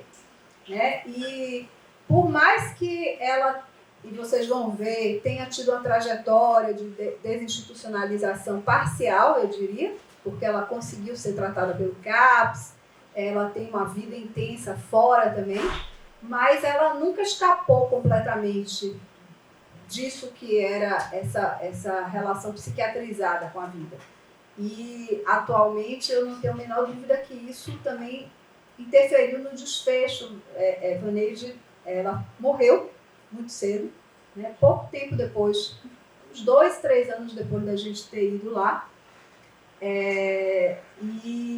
Aliás, eu queria chamar a atenção para isso. Os pacientes psiquiátricos morrem mais cedo do que a média da população, por diversas razões. Por falta de acesso a serviços não psiquiátricos, por preconceito de muitos profissionais que acham que os loucos devem ser tratados sempre nos serviços especializados de saúde mental, e porque tomam muito medicamento. E a gente sabe que hoje tem estudos na psiquiatria seríssimos que mostram efeitos adversos importantes do uso crônico e excessivo de medicamento psiquiátrico em combinações nem sempre muito criteriosas e sem acompanhamento de exames.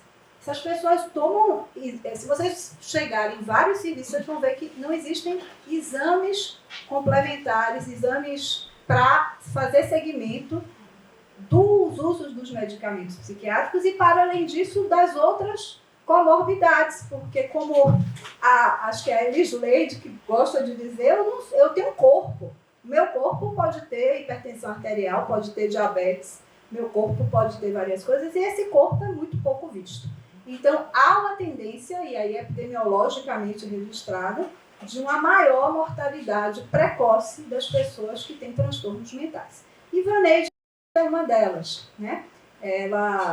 Claro que a gente não pode negar, e não foi feito, né, esse estudo para ver o que causou de fato, mas é uma pessoa que, para além de certamente ter alguns problemas que eu não sei quais são, porque a gente não estava lá para ver se ela tinha diabetes, ou se tinha hipertensão, ou o que ela tinha, mas o que a gente sabe é que ela usava ainda fortemente o uso e foi hospitalizada muito pouco. Ela morreu dentro de uma ala psiquiátrica, né? Ela morre pouco depois de ser hospitalizada. Então, eu não posso dizer nada, evidentemente, porque não foi feito, né? Mas o que eu quero trazer é que a gente não pode negar, e ainda que ela tenha, né? E ela fala muito bem de um dos psiquiatras que acompanhava, diz do carinho, do afeto que ela até encontrou na relação com ele, depois de outros que não eram assim tão próximos, ou tão compreensivos, ou tão empáticos, mas o que a gente está chamando a atenção não é para uma atuação individual, a gente está falando da questão sistêmica, né, que não é observada como um todo, e eu estou falando de clínica, eu estou falando de política, eu estou falando de clínica política, né? Eu acho que ou a gente consegue enxergar essas coisas associadas, ou a gente vai naturalizar que essas pessoas morram antes do que a média da população brasileira. E eu acho que isso é muito comum, a naturalização. E como ela, tem vários que a gente viu falecer antes da hora, né? Porque morrer com 50, né, morrer com 40 anos é muito estranho, né, não, gente? Então eu acho que sem ter sido acidente de carro, nem de moto, nem de nada. Então vamos lá, vamos assistir esses dois, e desculpem que a gente já está falando demais, né? Mas eu acho que vale a pena assistir. E uma homenagem a Vaneide, eu acho que hoje também queria. Meu nome é Vaneide Santos Souza. Assim, gosto de estudar, gosto de fazer poesias e me sinto bem com isso, sabe? E às vezes, quando eu estou alegre, eu gosto de criar um personagem, de ficar aquele personagem alegre, como um personagem que eu gosto muito, é de Kathleen, que é um personagem que vive em outro mundo, em outro país. E às vezes, quando eu estou triste, eu gosto de ficar mais no meu cantinho, gosto de ser mais romântica porque eu sou poetisa, gosto de ficar mais ao meu cantinho lá, escrevendo, chorando, lendo também, ouvindo música. E quando eu estou mais, assim, meio na minha estabilidade normal, aí eu sou Kelly, que é uma sonhadora, sabe? Uma pessoa que estudou fora e veio para sua cidade natal. E aí começa a escrever, passou na faculdade, entendeu? E está cursando letras. E aí é isso aí, uma personagem. Essas personagens que eu crio vêm praticamente da minha mente. Agora, Vaneide mesmo é meu nome, é real. Vaneide Santos Souza, toda a gente. Bem, Kathleen mora nos States. É uma pessoa que, assim, adora se divertir. Entendeu? Adora ficar arrumada, muitas joias, sabe? Só que, quando ela vem para o Brasil, ela conhece Kelly. Kelly é uma pessoa que mora no Brasil e que está estudando. Então as duas se encontram, uma para aprender a língua da outra. Aí Kathleen começa a ensinar ela o inglês e Kelly começa a ensinar Kathleen o português. Vaneide também, assim como Kelly, é sonhadora, é poetisa praticamente. Gosta de cantar, gosta de escrever poemas, gosta de sair, de passear, sabe? Gosta de estudar, gosta de fazer várias coisas. Mas às vezes fica triste também, chora como qualquer uma delas, entendeu? Qualquer uma pessoa. E Vaneide tem um transtorno também, que eu descobri que é transtorno bipolar do humor.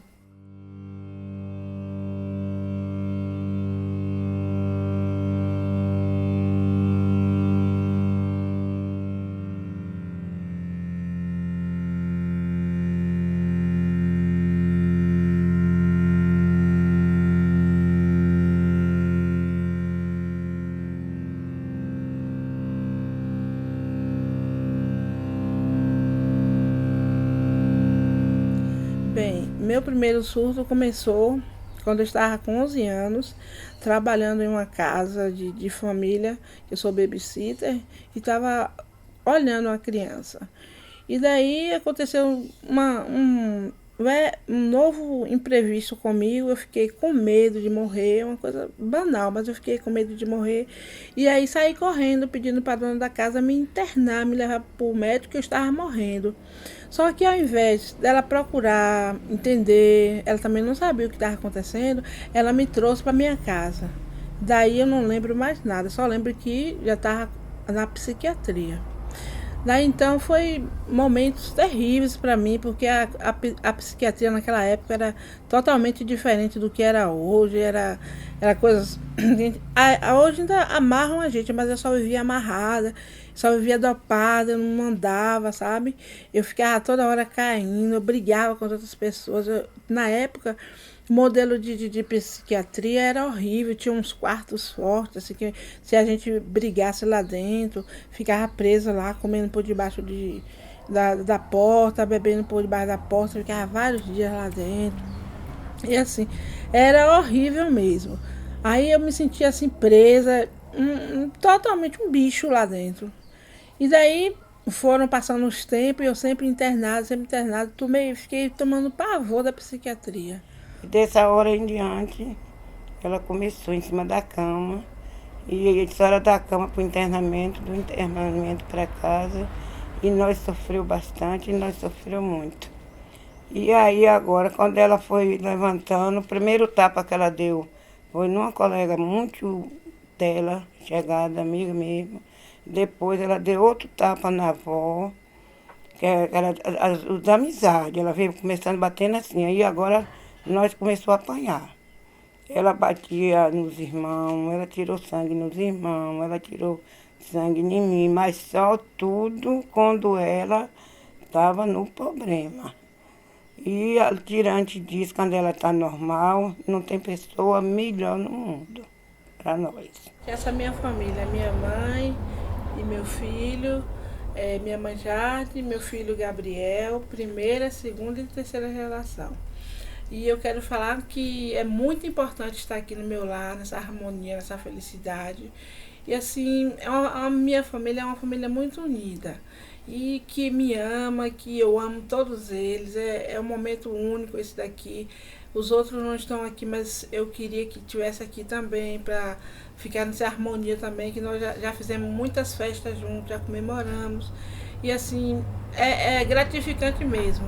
Só que um ponto principal que eu gostaria de enfatizar é que nem todos os pacientes têm essa família unida.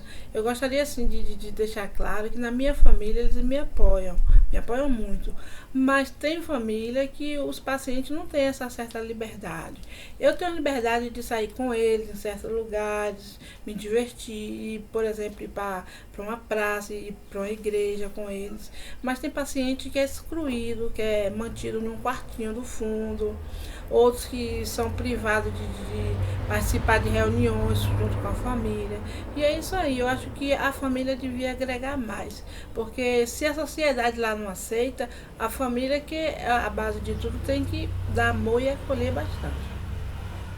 O médico também, ele não sabia lidar comigo, estava sempre constante, mudando minha medicação, não acertava em nenhuma medicação. Daí eu conheci outro médico, depois de muito tempo, já basicamente nos meus 20 anos, mais ou menos. E aí ele me ajudou, sabe, cuidou de mim, foi também trocando a medicação para ver se dava certo. Quando eu procurei saber quem era esse médico, conversei com ele, ele ficou numa alegria tamanha quando me viu, porque ele não lembrava também mais de mim, porque eu estava super transformada, bem, que a situação que ele me viu na psiquiatria era totalmente diferente. E daí ele falou, vou cuidar de você, você quer que eu cuide de você? Eu falei assim, quero, se for da sua vontade, eu quero. No caso, o nome dele é Dr. Anderson. Aí eu peguei, fui, ele começou a fazer consulta comigo. Mesmo assim, teve uma época que eu surtei, por eu jogar os remédios tudo fora, surtei, ele me internou e falou que não gostava de me internar, porque eu ficava muito mal. E daí ele me falou, olha, você vai pro CAPS. Eu já conhecia o CAPS, mas não gostava de frequentar o CAPS. Aí eu vou lhe cuidar no CAPS. E aí, até hoje, o CAPS é excelente, porque a gente lá se diverte. Eu vejo que tem pessoas de N doenças, surtos, mas é diferente do meu, entendeu? Cada surto é diferente, mas eu amo aquelas pessoas, a gente se diverte, a gente canta, a gente dança, a gente viaja. E o CAPS é totalmente diferente da psiquiatria, que lá a gente se sentia preso, e no CAPS a gente se sente livre, em liberdade. No hospital psiquiátrico, eu fiquei mais ou menos... várias vezes eu fui internada. Eu não sei dizer precisamente quantas vezes, sei que foram muitas as vezes. Às vezes eu ficava mais lá do que na minha própria casa. Às vezes eu chegava em casa do internamento, não levava nem uma semana, eu tinha que voltar de novo, porque o surto voltava. E assim, lá eu me sentia muito presa, chorava demais, abatida. Às vezes eu ficava agressiva demais, eles tinham que me conter numa cama. Eles me davam várias injeções, eu ficava dopada, dormia 3, 4 dias seguidas, não queria se alimentar. Às vezes me dava assim um tremor, que eu nem colocar a comida na minha própria boca eu conseguia colocar. As enfermeiras eram que colocavam a comida na minha boca. Minha relação com meus colegas aqui do CAP, meus amigos, tem restrição, porque tem uns que são colegas e tem outros que são amigos. Que tipo de colega? São colegas que eu começo a falar que, assim, eu só brinco com eles, converso, uma conversa normal. E tem amigos, aqueles amigos de verdade, onde eu começo a desabafar, onde eles também começam a desabafar comigo, entendeu? Pessoas que são carentes, às vezes que necessitam de um conselho. Às vezes eu canto para eles, eles começam a se alegrar. Às vezes a gente tem momentos de reunião aqui com a psicóloga, com a psicoterapeuta, com enfermeiras. A gente tem reunião e em cada roda de conversa dessa, eu tento expressar a minha emoção, o quanto que eu amo eles, o quanto que eles são importantes, não só para mim, mas como para Deus. Eu estou sempre cantando louvores, músicas que falam de Deus, estou sempre recitando uma poesia, um poema, estou sempre orando também, oro no momento com eles. E assim, é muito gratificante para mim, é muito importante minha relação com eles aqui no CAPS. Eu me sinto muito feliz, e eles também. Quando eu não venho no CAPS, eles ficam tudo preocupados, e quando eu chego, eles me abraçam, nossa, porque você sumiu e tal, eu estava com saudade. E assim, uma coisa muito que me deixa muito feliz esse relacionamento com meus amigos do CAPS. Bem, a arte na vida do usuário do CAPS é muito importante porque abrange um caminho que ele pode abrir a mente, se ocupar mais, se expandir. Também ele tem capacidade para ele mostrar não só para os colegas, para o professor da oficina, que ele tem potencial, mas também para o mundo, né? Para os companheiros, para os amigos, para a família, que ele pode e que ele tendo atenção, ele pode conseguir o que ele quer. Porque a sociedade discrimina tudo, acha que nós não somos capazes. E a arte veio na nossa vida como usuário para somar e não dividir, entendeu? E é isso aí, é muito bom porque ocupa a nossa mente. E é uma coisa linda, a arte é lindo, é única. Se a gente perder essa oportunidade, o que seremos de nós? Bem, gente, eu sou Vaneide hoje. Sou uma pessoa feliz, contente com as coisas que estão acontecendo comigo e que espero acontecer coisas melhores ainda. Meus sonhos eu creio que vão ser todos realizados, porque eu tenho um Deus vivo, um Deus que tem por mim um amor incondicional e que está me abençoando. E eu sei que vou conquistar todos os meus sonhos que eu estou pensando em conquistar, eu sei que vou realizar. Só olhando para o céu, eu vejo as nuvens brilhando e o Deus que eu sirvo me olhando e dizendo assim: eu te amo, filha. Vou declamar um poema da minha autoria.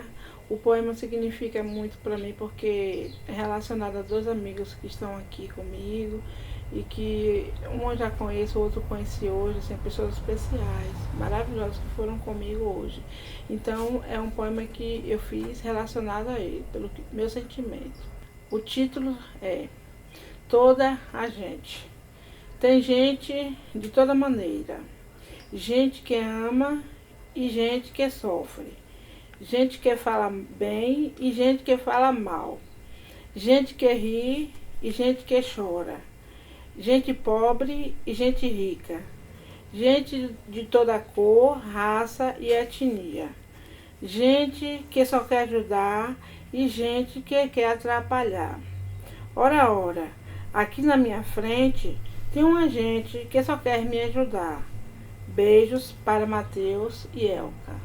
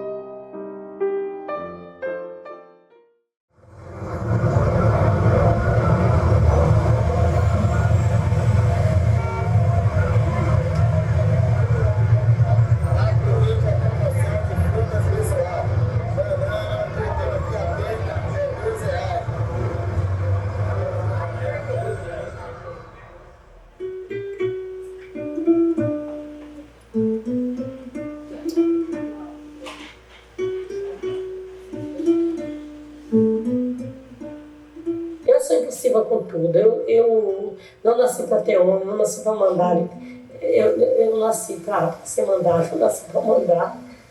Eu nasci para liderar, eu nasci para viver teleguiada por nenhum sistema que venha para cá me encher o saco. Eu fui a terceira paciente a ser admitida no Aristide de Novis. E lá dentro do Aristide de Novis,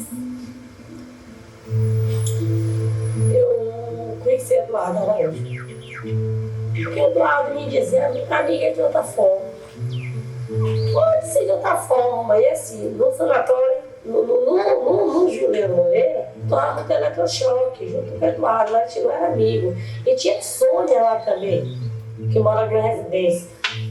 Mas a gente não era tão amigo. Só que depois a gente veio para o Novis. E tinha dia que eu aprontava o dia todo e eu tinha tomado eletrochoque de manhã. Aí quando eu ia tomar eletrochoque de tarde, aí ele dizia, não, eu, não eu. E aí ele tomava no meu lugar. E tinha dia que ele já tinha tomado eletrochoque que ele estava muito debilitado, que ele não conseguia nem andar. Aí eu pegava a enfermeira, dava porrada nela para tomar no lugar dele. E ela me dava no lugar dele. E era assim, com Sônia, com o Eduardo, com outros usuários que já morreram. E eu e o Eduardo, a gente tinha uma ligação muito grande, e era de outro mundo. Por esse tanto de medicação, esse tanto de eletrochoque que eu tomei, eu perdi muita coisa de mim. E esse eletrochoque, ele tira muitas memórias, mas foi bom que eu consegui não tomar mais, para eu esquecer de tudo de mim, lembrar de algumas coisas. Porque tem coisas que vem vaga e aí eu estou dormindo, eu estou andando e eu lembro que eu já passei naquele lugar e naquele momento, como se fosse uma visão. De ter tomado tanto eletrochoque, eu esqueci, mas depois vem as lembranças e eu lembro de tudo. Porque para mim meu filho não morreu, meu filho está dentro de mim e ele permanece. Morre a carne, o espírito permanece e ele vai permanecer dentro de mim enquanto eu existir. Quando surge a associação, eu tenho uma ideia de que eu não vou ser mais violentada por ninguém. Nem no CAPES, nem na vida, nem sexualmente. E aí começa a minha história. Cuidar de mim é cuidar do outro. Então eu acho que como militante, como atuante, eu tenho um grande dever hoje aqui na Bahia. E o meu dever é lutar contra o preconceito. Quando eu falo eu sou maluca, as pessoas pensam que eu estou dizendo que eu sou maluca porque eu estou diminuindo a mim mesma, não. Eu sou maluca por direito, por respeito, por vontade de viver, por uma vida digna. Mas eu não sou maluca por mim só. Eu sou maluca pelos outros, que estão lá dentro dos CAPES que não entendem nem o que é. A arte, para mim, é tudo. Mas a arte tem que ser usada da forma certa. O teatro é a melhor coisa na minha vida. O teatro me faz eu próprio. Eu nunca fiz um papel que não fosse eu próprio. E eu sou assim. Eu amo. Tô boa. Daqui a pouco eu não quero mais. Meu amor vai embora. Se meu amor, quando ele chega, ele vai. Porque existem pessoas que têm um preconceito consigo mesmo. E tem o estigma da loucura, mexe muito com eles. Eles têm medo de ser louco. E eu não tenho. Eu não tenho medo de ser louco. Eu tenho medo de ser enlouquecida por esse mundo aí. Mas a minha loucura, eu mesmo cuido. E sabe como é que eu me identifico? Quando você está viajando, você vê um carro verde, né? Você acha bonito, não acha? Eu não, acho bonito uma planta seca, que além de seca, ela está lá em pé. Dizendo, eu estou viva. Eu sou assim, eu sou aquela planta seca, mas que está viva.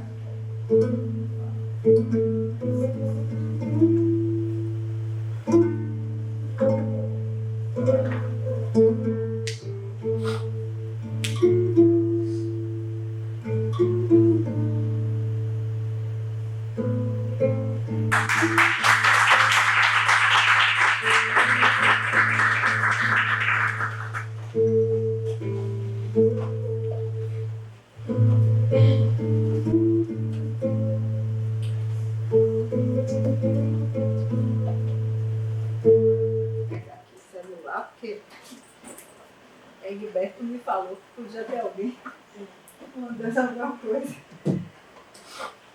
Opa! Eita, ficaram 15 minutos, né, gente? Desculpem, a gente se entusiasmou. A gente acabou passando um pouco do que combinamos nós dois aqui, mas eu estou só abrindo para ver se tem, mas a prioridade, claro, é quem está aqui conosco presencialmente. Então, eu gostaria de abrir imediatamente para se alguém quiser fazer algum comentário, pergunta. Tá, então, Talbert vai passar. Por favor, quem falar, só diz o nome, só para registrar. Bom dia a todos e todas. Sou Ana, sou aqui do doutorado. E, na verdade, só queria agradecer pela oportunidade, né? Temos saúde de debate tão rico, tão lindo. Eu mesmo me emocionei bastante. Os livros estão maravilhosos. Eu consegui folhear algumas páginas, né? E ver poesias assim, que a gente, na verdade, não vê a potencialidade, a potência dessas pessoas. E você, Talbert, a professora Mônica, conseguiram ver além, trabalhar com essas pessoas e construir esse produto que, para mim, é fantástico. Eu estou aqui vendo e estou assim, poxa, porque talvez ela falou que eles não tinham conhecimento de fotografia, essa linguagem específica, né? E eles começar do zero e ter tudo isso que vocês construíram. Eu agradeço pela oportunidade, que a gente tem que participar, né, de ver tudo isso. Então, parabéns assim, para os dois e para a equipe inteira. É basicamente isso. Muito obrigada, Ana, pelas palavras.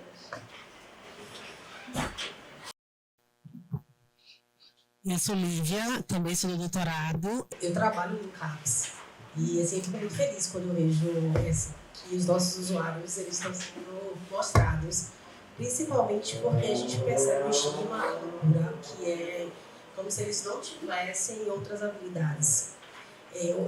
Recentemente, quando eu falava que eu trabalhava no CAPS, as primeiras pessoas não sabiam o que era. Hoje, CAPS virou meme e as pessoas ainda acham que é como se fosse um manicômio. E a minha pergunta é assim, esse material que foi produzido, que eu parabenizo, um material belíssimo, de que forma vocês publicizam? Porque eu tenho interesse em levar para os usuários que a gente assiste lá no CAPS. Obrigada, Lívia. Eu vou ver só se tem mais alguma, porque aí a gente volta com mais Obrigada. Também rapidinho, Mônica,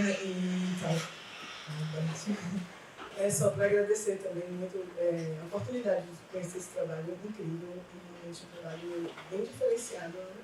Um trabalho que está dentro de um ambiente totalmente acadêmico e que trabalha em parceria com a comunidade. Dessa forma, né, mais do que sendo pesquisados, a comunidade está sendo também beneficiada e também, né, sendo objeto de transformação naquele Então, é um trabalho bastante singular e eu quero parabenizar pela sensibilidade que vocês têm tido, né, de trabalhar, né, dessa forma com as pessoas também, fazendo coisas diferentes.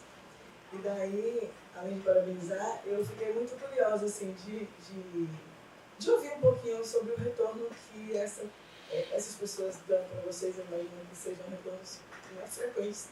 E mesmo que não sejam verbais, eu acho que vocês devem perceber algumas mudanças, algumas transformações que esse trabalho tem gerado nessa população. Eu imagino que uma pessoa que nunca pegou um celular, de repente aprender a usar um celular, que nunca entender o que é a fotografia, de repente se ver naquele ambiente. Eu acho que isso gera um impacto muito grande e eu acho que esse impacto com certeza deve ser bastante transformador. E aí eu fiquei curiosa e ansiosa por ouvir um pouco, né, que tipo de retorno eles dão e o que é que vocês percebem no cotidiano em termos de transformação. E com certeza deve estar gerando bastante. E uma outra coisa é que eu sou jiquiense, convivi eternamente com Guito Ligó, então, mais uma vez, parabenizo também por esse trabalho belíssimo em Jequié, que é a minha cidade natal. Estou orgulhosa de ver. Sabia. Legal. Eu queria parabenizar, lindíssimo trabalho, muito sensível, né? Muito especial mesmo. Então, contente que a gente pôde fazer essa sessão aqui. a propósito da primeira apresentação que foi feita nos 30 anos, né? Todo mundo gostou e a gente comentou muito isso e ficamos com essa vontade de conhecer mais o que vocês têm feito nessa direção, Mônica. Então, assim, é incrível o trabalho. Eu só me emocionei muito também. Só queria dizer disso, assim, agradecer. E aí vem a perguntinha, né? Quer dizer, como ensinar isso para os nossos alunos, né? Quer dizer, no sentido de a gente tem uma graduação com a possibilidade de experimentar outras tantas linguagens. A gente tem uma pesquisa em saúde coletiva que também inaugura, né, essas perspectivas que incluem uma diversidade de possibilidades. Então, não sei se pelo NISAM vocês têm estimulado, né, na pós-graduação, nos mestrados, doutorados, essa articulação com outros departamentos e institutos. Você pela FACOM, né, você comentava. Então, como, Mônica, poder, né, eu acho que exercer mais essa pesquisa que tem outras linguagens? É isso, obrigada. Obrigada. Eu vou voltar aqui para a gente não esquecer, né? E depois eu leio as perguntas que vieram pelo chat. Primeiro agradecemos muito, né? É muito bom ter retorno. Isso faz, a gente faz também para isso, para saber o que as pessoas pensam do que é feito, né? E com relação à divulgação, a gente teve assim, um primeiro momento, quando esses livros foram produzidos, os próprios usuários, e aí os militantes da AMIA, eles têm uma atividade chamada Abraça CAPS. O Abraça CAPS é onde eles vão para os CAPS e eles, às vezes, vão para várias atividades, mas uma delas é para levar o material, esse no caso, para fazer produzir uma conversa. Esse material ele tem esse intuito de que os profissionais possam usá-lo como recurso também nas oficinas, nas assembleias. Então, Agora, para além disso, eu tenho conversado agora com o João Mendes, eu digo porque, do ponto de vista de recursos financeiros, a gente não tem como mandar reproduzir mais, né? Mas a gente tem como deixar disponível. Então, assim, a gente tem conversado com o João Mendes, que agora está lá na DESMAD, que é o Departamento de Saúde Mental do Ministério da Saúde, para ver se a gente consegue, inclusive, deixar isso amplamente, não só para a Bahia, para Salvador, mas até para o Brasil, porque eu creio que são histórias, né, que dizem respeito a muitas outras pessoas. Então, isso com relação a essa questão.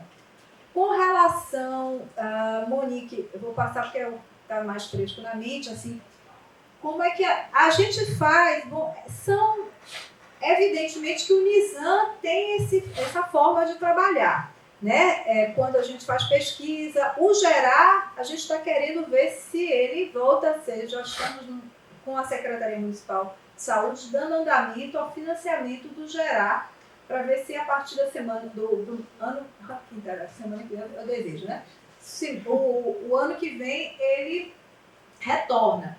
Porque essas questões, às vezes, também exigem recursos no sentido de que são, né, pensar em bolsas, pensar em inserção concreta. O GERAR, ele mexe porque os usuários estão lá dentro e eles permanecem lá dentro. A AMIA ainda se reúne lá, mas a gente quer uma atuação mais intensa, né? Não pode ser essa coisa. E sem financiamento público é mais complicado. A gente não consegue entender como é que projetos que produzem isso perdem financiamento, são desfinanciados, e o financiamento é pequeno. Então, assim, isso permitiria para a graduação de saúde coletiva campo de prática. Aliás, a Secretaria Municipal de Saúde já pediu que o GERAR fosse campo de prática, né, e para as residências que eles estão pleiteando, né? Então, assim, campo de prática, espaços, sem dúvida. É claro que... Então, assim, isso acaba que... E claro que ter uma pessoa como Talbert, eu digo isso porque a gente pode ter vontade, tem coisas que a gente provoca, né? E com ele era muito dialógico.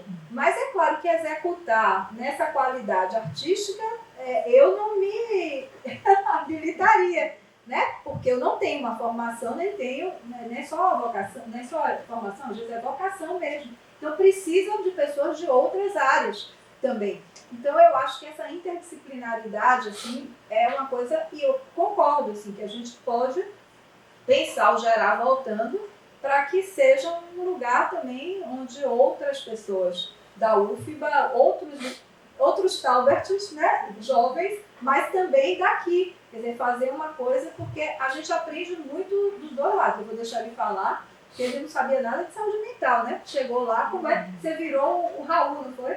Ele ganhou o apelido de Raul, né? Então, assim, é muito interessante pensar que para ele também isso. E peraí, desculpa, Flor, diga aí, repita só a pergunta, que eu não anotei. A pergunta foi só a parte de que forma isso chega para vocês, o retorno. O retorno. O retorno aí depende por exemplo, tem pessoas que foram mais localizadas com a pesquisa. Então, o retorno é aquele imediato, né? A gente retorna com os produtos, escuta e vê como é que elas vão fazer uso daquele. Agora, tem pessoas que ficam conosco, né? E que estão aqui e que elas reconhecem a importância disso. Elas reconhecem muito, no sentido assim, de que hoje quem faz a reivindicação do espaço geral já não sou eu. Sabe, tem um monte de gente que onde vai com a camiseta do geral. É muito engraçado. Eles botam a camiseta e vão para tudo quanto é canto, porque há um reconhecimento que aquele espaço é um espaço que produz essa potencialidade. Porque se a gente não tem lugar, é mais difícil, né, fazer isso. E eu acho que assim, é uma maneira de também, quando eles viajam, porque eles são convidados, né? Muitos militantes vão para Brasília, vão para não sei onde, eles levam os livrinhos, agora vendem. Vendem porque também gera uma pequena renda, mas além de gerar renda, eles vão lá para os gestores, vão lá, sabem pessoas-chave para quem entregar esse livrinho. Então, Sônia Chaves, que hoje é diretora lá do departamento, tem os livrinhos, né? Que é uma maneira também política de lidar com o material. Agora, é claro, eu acho que teria muitas outras possibilidades de potencializar isso. Eu acho que hoje, para estar aqui, é muito bom, né, fazer isso, essa conversa ampliando também quem está aqui conosco é extremamente válida para a gente até ver quem são os outros artistas, quem são as outras pessoas que gostariam de, né, trazer essa linguagem. Mas vou deixar você falar e já olhando aqui. Muito obrigado pelas falas de vocês, pelos retornos. E você perguntou da disponibilidade, né? Esses filmes, eles estão disponíveis no YouTube, mas também você pode olhar no meu site, estão lá também, é talbertigo.com. Você dá uma olhada depois. E obrigado pelo interesse, eu acho muito bacana o seu interesse de circular aí nos capítulos. Eu fico muito interessado nisso também. E você perguntou dos retornos, né? A gente fizemos muitas sessões na Casa Gerar, inclusive esse filme do Raimundo que você estava no dia que você assistiu, vocês estavam lá, né? A gente fez sessão com o Raimundo lá, a gente projetou o filme, as pessoas do CAPES vieram e outras pessoas também, estudantes da UFBA, então a gente propunha essas trocas e depois tinha debate também, roda de conversa. Então o filme circulou na Casa Geral, circulou em outros espaços também, circulou no congresso que passou no TCA e também em outros espaços dos CAPES. Então os retornos são muito bonitos, assim, porque toca nesse lugar da pertença, né? Então, do território, de onde a pessoa vem, então ela está falando da experienciação dela ali, de como ela passou por aquilo, e as pessoas também compartilham coisas em comum nesse sentido. Então, toca muito pelo sensível, né, pela experienciação de vida. Então, são trocas bem ricas nesse sentido, e que aconteceram, né. E a questão você falou da graduação também, né, de propor essas trocas. Eu gosto bastante, eu venho do BD Artes, né, então é uma formação muito diversa, é multidisciplinar. E eu acredito muito nisso, na multidisciplinaridade, na transversalidade e na experienciação e na prática, assim. Então, eu tive essa formação que, para mim, é muito rica, é muito valorosa, assim, e eu fui buscando isso, né, enquanto estudante de graduação na CCS, por exemplo. Então, a UFBA oferece essas trocas entre a universidade e a sociedade. E eu acho que um caminho muito bacana para propor essas ações é buscar a multidisciplinaridade. Acho que pode funcionar tanto por pessoas de outros campos da UFBA, de outras áreas, mas também dentro da própria área, por exemplo, do ISC, falar de arte, falar de outras experiências, juntando com o que é feito aqui, entende? Eu tenho duas perguntinhas que são muito semelhantes, então acho que eu vou ler as duas. Uma é, Talbert, quais são os principais desafios que você enfrentou ao desenvolver projetos artísticos que lidam com o tema de saúde mental? E quais são as oportunidades que você vê para a expansão dessas narrativas no futuro? E a segunda é, pensando na colaboração entre arte e saúde, quais os principais ganhos e aprendizagens mútuas ao integrar essas duas áreas? Que conselho dariam para pesquisadores e artistas interessados nessa intersecção? Então, vou passar para vocês, depois eu concluo e a gente fecha. Obrigado pelas perguntas. É muito desafiador, né? Você tem que estar disposto a ouvir bastante e estar disposto a trocar experiências e estar movendo as coisas na prática, né? Então, eu acredito muito nisso, né? Nessa, como eu falei, na prática. E foi desafiador para mim, assim, mas eu estava disposto porque eu acredito nessas coisas, né? Então, ao mesmo tempo, eu estava aprendendo na prática como funciona a área da saúde mental, por exemplo. Como eu falei, não tenho experiência acadêmica na saúde mental, né? Então, eu fui ouvindo bastante, fui dialogando, né? Então, a gente tem sempre trocas, né, a fazer. Então, acho que para quem quer pesquisar e se envolver com arte e saúde mental, eu acho muito... A pessoa tem que estar muito atenta a essas trocas, ao sensível, né? E às narrativas das pessoas. Então, não chegar com uma postura que possa afastar nesse sentido dessas trocas, né? Que não seja uma coisa horizontal ou transversal, né? Então, chegar aberta a propor e a dialogar, né? A gente fala muito de interdisciplinaridade e a gente tem que falar também de intersetorialidade. No sentido de que arte se faz em outros setores também, né? No setor da arte, do cinema, da cultura. E a gente, no Brasil, né, Paulo Amarante é um grande defensor que a transformação cultural da reforma psiquiátrica ela tem que vir por aí, por esse outro caminho. E num dado momento, a gente tinha inclusive o Ministério da Cultura que promovia muitas possibilidades das pessoas terem recursos, pequenos editais. Então, no Brasil se multiplicaram, né, algumas iniciativas desse tipo e que ainda não vi isso nesse governo atual. Esse governo ele tem tido outras inserções interessantes, mas essa eu acho que precisa voltar. E é verdade, assim, primeiro eu brincava, eu dizia assim, olha gente, às vezes é melhor até, quer dizer, por mais que a gente tenha conhecimentos especializados, mas às vezes uma pessoa que chega assim, que não tem nenhum conhecimento da área de saúde mental, é muito interessante, porque é aí que a gente quer que a sociedade atue, né? Não é com especialistas, os especialistas são muito importantes na mediação, mas onde a coisa tem que acontecer é onde não existe a mediação. Eu acho que com o Talbert e outras pessoas que a gente teve a oportunidade que não eram da nossa área, havia essa possibilidade de uma relação mais assim, direta, sem a mediação da especialidade. Então, isso é uma coisa que eu gosto. Agora, com relação às linguagens, a gente precisa promover mais mesmo dentro daqui do ISC, sabe?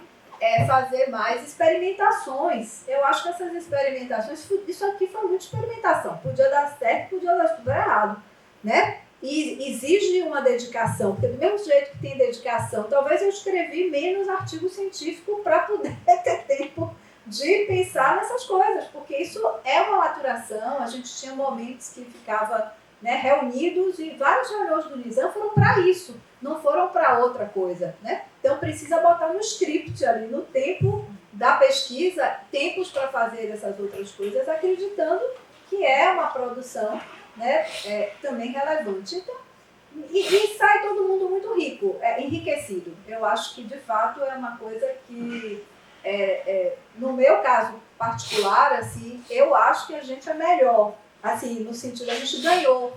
Depois que a gente fez isso, a gente ganhou alguma coisa. A gente aportou. E eu, quando eu escuto isso aqui, eu já saio louca querendo escrever.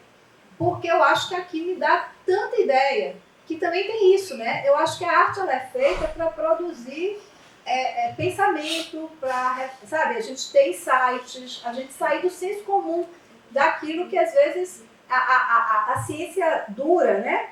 A linguagem dura da ciência às vezes não desperta certas coisas, que eu acho que por aí desperta. Até pelo sensível, pela emoção, né? A gente sai daqui e pensa que é possível sim produzir melhor ciência. Então eu estou falando disso, não estou dizendo que a gente tem que virar artista, Eu não sou artista, né? Mas eu acredito muito que esse trabalho é um trabalho que pode dar certo, assim. E agradeço a oportunidade, de novo, a Flor, que é aqui representando a pós-graduação, e de estar aqui, né, nesse espaço que são seminários de debates, né? Seminários também de pesquisa. Então, e agradeço muito a vocês, né? É uma alegria ter uma plateia com quem a gente possa dialogar. Isso aí. Obrigado. E obrigada às nossas queridas tradutoras de Libras, ao meu querido, amado Carlão, que está comigo desde que eu entrei no Departamento de Medicina Preventiva, e também, né, aos que estão por trás dos bastidores e sem os quais nada disso seria possível.